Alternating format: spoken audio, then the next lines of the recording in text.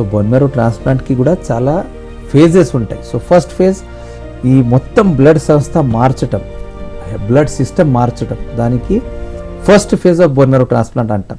So ఈ first phase నుంచి బయట వచ్చాక కణాలు నార్మల్ ఉన్నా కూడా ఈ బోన్ మ్యారో ట్రాన్స్ప్లాంట్ చేసిన పేషెంట్కి ఇమ్యూనిటీ మనలాగా పూర్తిగా నార్మల్ అవ్వడానికి 6 months నుంచి 1 year టైం పడవచ్చు. ఈ సమయంలో వాళ్ళకి రకరకాల ఇన్ఫెక్షన్స్ రావచ్చు. That is number 1 infections. Number 2 donor stem cells patient బాడీని ఫారెన్ అంటే మన సొంత కాకుండా అలా ఐడెంటిఫై చేసి అటాక్ చేయొచ్చు. దానికి గ్రాఫ్ట్ వర్సెస్ హోస్ట్ డిసీజ్ అంటాం. ముఖ్యంగా గ్రాఫ్ట్ వర్సెస్ హోస్ట్ డిసీజ్ 3 సిస్టమ్ని అఫెక్ట్ చేస్తుంది.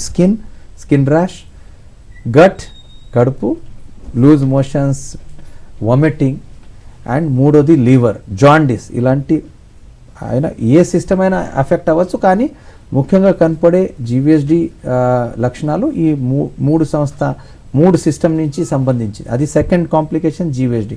Third, bone marrow transplant success అయినా కూడా క్యాన్సర్ తిరిగి వచ్చే భయం ఉంటుంది. అది 0 కాదు. సో ఈ ఫస్ట్ ఇయర్లో ఈ కాంప్లికేషన్స్ ప్రమాణం ఎక్కువగా మాత్రలో ఉండొచ్చు. తర్వాత ఫస్ట్ ఇయర్ నుంచి 3rd year వరకు ఇదే 3 కాంప్లికేషన్స్, ఇన్ఫెక్షన్స్, జీవీఎస్డి అండ్ జబ్బు తిరిగి రావటం. ఈ కాంప్లికేషన్స్ తగ్గుతూ 5 yearsకి 0 అవుతాయి.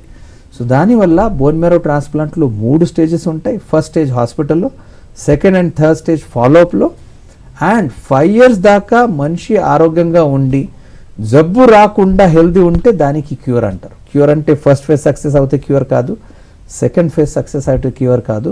మొత్తం 5 years దాకా ఆరోగ్యవంతంగా ఉండి జబ్బు రాకుండా ఉండటం దానికి కంప్లీట్ క్యూర్ అంటారు.